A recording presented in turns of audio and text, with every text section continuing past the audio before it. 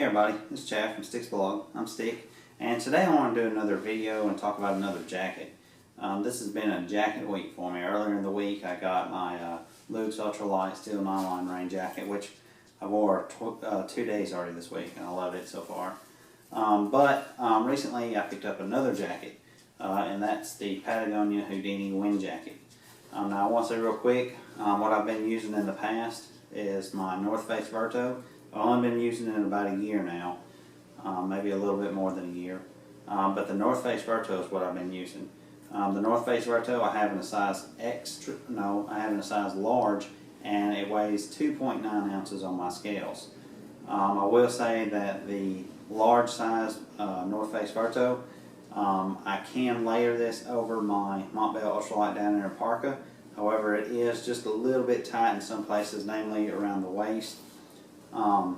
But it can be done. However, the way I prefer to wear a wind shell is I will wear basically what I'm wearing now, sort of.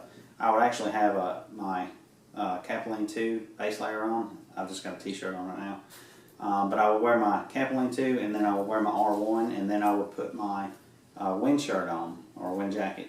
Then once I got to camp, I would put my puffy layer, my Montbell Ultralight Down Inner Parka, will go actually over it.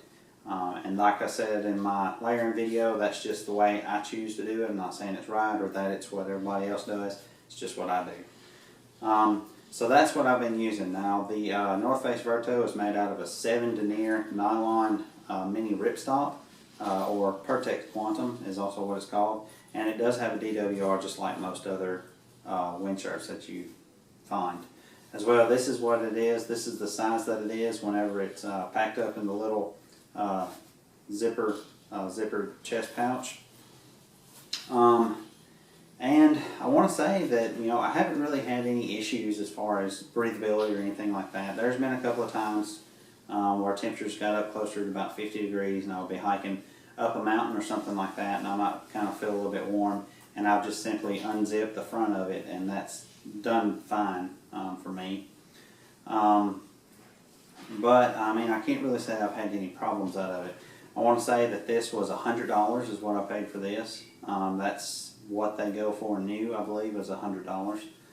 And I don't know, it's been alright. However, over the last few days, I've been reading a lot over on Backpacking Light about the Patagonia Houdini. And if anybody goes to Backpacking Light and searches for wind shirts, you're guaranteed to find a lot of articles on the Patagonia Houdini. Biggest reason, whenever I got my Verto, that I did not get the Houdini to begin with, well, first off, at the time the Houdinis were $125, so they were actually $25 more than the Verto. As well, these weigh an average of 4.3 ounces. Go ahead and tell you now, this is the extra large version, because these have a slim cut. So I couldn't get the large like I did in my Verto. I wanted to make sure it fit me at least over my mid layer. So I went with the extra large, and it weighs exactly 4.5 ounces on my scale. So this is the Patagonia Houdini. Now first off, this uses a 15 denier nylon mini, or not a mini ripstop, just a nylon ripstop material. And of course it has a DWR the same way as my Verto. It stuffs inside its own little chest pouch, the same way as the Verto. However, I don't know how well you can see that. There is a little bit of size difference between the two. Not anything that would be the size difference is not anything that I would say I'm not going to use this one because it's just a little bit bigger. I'm just showing you the size difference. And this is an extra large, and this is a large. But anyway, like I said, one reason that I did not go with this is because it was a little bit more money, plus it was considerable more weight. When I say considerable more weight, this weighs 4.3 ounces, that weighs 2.9, 4.5, that weighs 2.9. Whenever you've got just such small numbers anyway, 4 ounces is not much, no matter which way you look at it. However, that weighs 1.6 ounces lighter than this. That's over a third of the less weight. That weighs a third less weight than what this does. So in such small numbers, that is considerable in my opinion. However, there's been so much talk about it lately. There's actually a thread going on right now, and people are talking about how breathable is a wind shirt or something like that. And Richard Neasley, I might be saying that wrong. Anyway, he's posted a bunch of actual numbers from stuff that he's actually tested as far as breathability is concerned. And I'm gonna say this, but don't quote me. I'm wanting to say that, of course, the different versions of the Patagonias have been different numbers. This one here, I believe, is a spring of 2012. And I want to say that I think it might be CFM or something like that, but the breathability rating will say a 35 is what these were. And the breathability rating on some of the Vertos, I'm wanting to say somewhere around like 2. So these are much more breathable than the Verto. Now the whole idea of a wind shirt is that you want it to be able to breathe. You want it to be able to pass the moisture from your body, the sweat that you're making from having to work while you're wearing this. You want it to be able to pass through that material and go to the outside. This is not a rain shell though, so you don't want to count on this for keeping rain or anything like that off of you. However, they do have a slight DWR finish on them, so if it's raining, it will keep off some light rain. So because of those numbers that Richard's been posting on this site, and just so you'll know, it wasn't his thread, he was just commenting. He's not trying to promote anything. Because of those numbers, I thought, you know, I wouldn't mind trying out one of the Houdinis. Now I will say the latest model Houdinis are only $99, so they're the same price as the Vertos. However, here recently on REI, they had some of these Red Delicious is the color, and their clearance bin for $47. And a couple of days ago when I picked mine up, once you added that to the cart, it took off another $10, plus it gave you free 2-day shipping. So this jacket cost $37, and at $37 I thought, you know, may as well go ahead and pick it up now because I'm probably not going to find it that price again, and go ahead and see what I like about it. So I've got it in, put it on my scale. Like I said, it weighs 4.5 ounces, which is 1.6 ounces heavier than my Verto, and this is it. Initial impressions, there's a couple of things. Go ahead and unpack it here. Like I said, I did get the extra large. First off, my first impression I got from this was the material. This is a 15 denier material, and it's, in my opinion, it's much softer than the 7 denier mini ripstop that I have. Fit, of course, was the first thing I checked, and as you can see, it fits just fine over my mid layer, which is how I will wear it. The next thing I checked, because I was really excited about, was the hood. A lot of people talked about how well the hood on the Houdini was, and the hood on my Verto was one thing that I wasn't just super excited about. Actually, I wasn't very excited at all.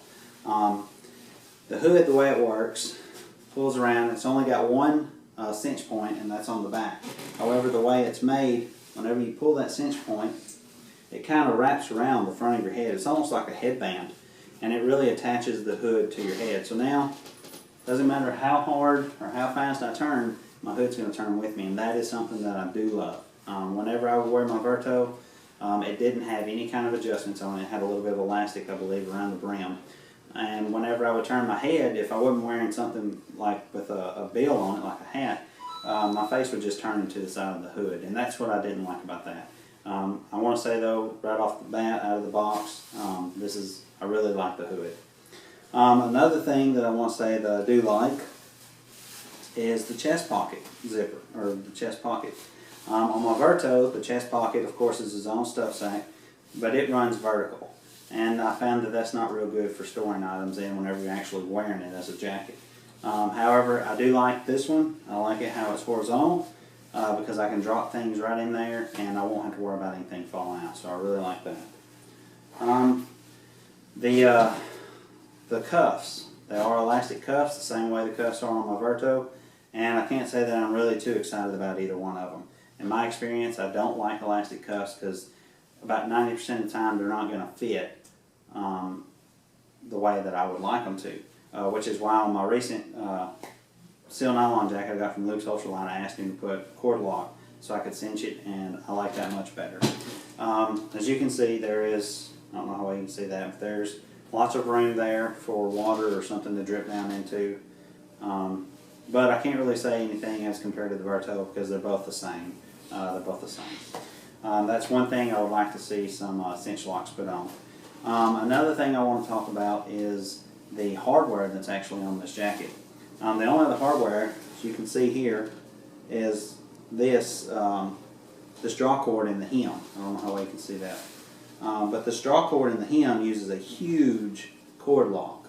And then it uses some pretty big, I'm not sure what size, it's not 1/16, maybe 3/32 shock cord is what it uses. The way it's run in there, it all comes out this one side here. It doesn't come out on the other side. And the ends, there's one end that runs from here to this point, and it's actually, I don't know if it's sewn or how, but it's attached in there. I can't pull it out. And then the other end, of course, runs all the way around the back, and it's attached to that side there. Now, the first thing I would do is I would completely remove this because, I mean, to me, that's just, it's pointless. It's fairly tight around my waist because these are a slim cut jacket. I will say that my Verto, I like my Verto, the waist, the hem around my waist a lot better. It's got a little bit of elastic in it, so it naturally draws around my waist instead of having to rely on this. And it also, it's going to have, it's going to weigh less than what this does. However, I can't cut this out. My Montbell ultralight down in parka, that's one of the first things I did. I cut the hem cord, I cut it out with my parka because to me it's pointless. For me, not saying for everybody, for me.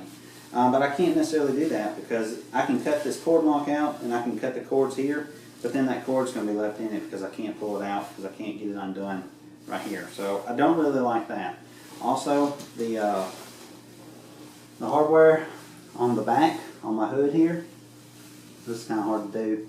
Anyway, let me just take it off here. This hardware here, that is huge. That's overbuilt in my opinion. I think here again they could have used some smaller 1/16 inch shock cord and a much smaller cord lock or something to actually use for this, and that would cut out a little bit of weight. Now, the stuff that I'm talking about here, cutting this cord out here and this cord out here, I'm going to say it would have saved at least 3/10 of an ounce, maybe a little bit more. Now, is that going to be noticeable? No way, not at all. However, for the gram weenies, you know, that's something that's going to be considered and something that's going to be thought about. But anyway, overall, my first impressions is it's a great jacket for $37. Am I going to carry it? I'm definitely going to carry it on a trip I've got coming up, just so I can try it out, see if I like it, because I'm still real curious to find out about the breathability aspect of this jacket and see if I can just tell a difference in this and my Verto. I'm not getting rid of my Verto right now. And really the main reason is because the weight on this, it's something I'm still going to have to get over, is the weight on this. Like I said, even if I could cut 3/10 of an ounce, that would make it that much lighter, you know, and every bit of an ounce counts. You know, those are things I don't think are essential. They could have used other smaller items and got the same results, in my opinion. But anyway, everything else, I really love the feel, the hand that this fabric has. It's really nice and soft. Whenever I wear it over just a t-shirt, it actually feels good. I will say that my Verto, the 7 denier Pertex Quantum, it's not quite the same. It has more of a plastic feeling. So anyway, this is the North Face, or not the North Face, this is the Patagonia Houdini. And also, just so you know, I'm not trying to knock Patagonia because I love Patagonia. You can see I've got my R1 here. I've got a Capline 2 that I wear as my base layer underneath it. I've got a Cap 1 shirt, and I've got a couple of Patagonia pieces on my Christmas list. I love Patagonia. I think they have some great products. And this is just something I wanted to try out. And at $37, I think it was a great choice. But anyway, guys, if you have any comments or questions, feel free to post them below, and I'll do my best to answer those or respond back to the comments. And I appreciate you watching. See you next time.